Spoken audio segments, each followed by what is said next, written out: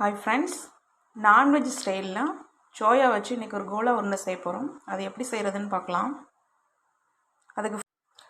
அதுக்கு சோயாவை சுடுதண்ணியில் ஒரு 5 நிமிஷம் போட்டுக்கணும்.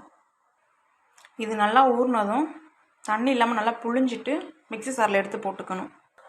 இப்படி புழிஞ்சு மிக்ஸி சாரில் போட்டுக்கோங்க. இதை போய் அரைச்சி எடுத்துகிட்டு வரலாம். நல்லா நைஸாக இந்த மாதிரி நைஸாக அரைச்சி எடுத்துக்கோங்க.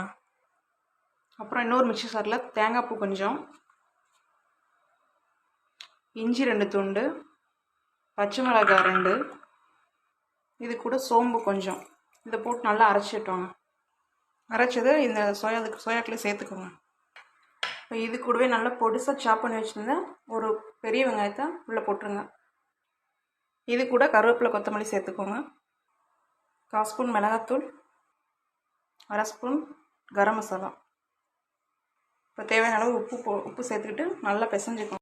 அப்புறம் இது கூட பொட்டுக்கடலை மாவு 1/4 கப்பு, கடலை மாவு கொஞ்சம் சேர்த்து நல்லா மிக்ஸ் பண்ணிக்கிட்டு இதை உருட்டி எண்ணெய் காஞ்சதும் அதுக்குள்ளே போட்டு எடுத்துடணும். மொறுன்னு கிறிஸ்பியான சோயா கோலா உருண்டை ரெடி.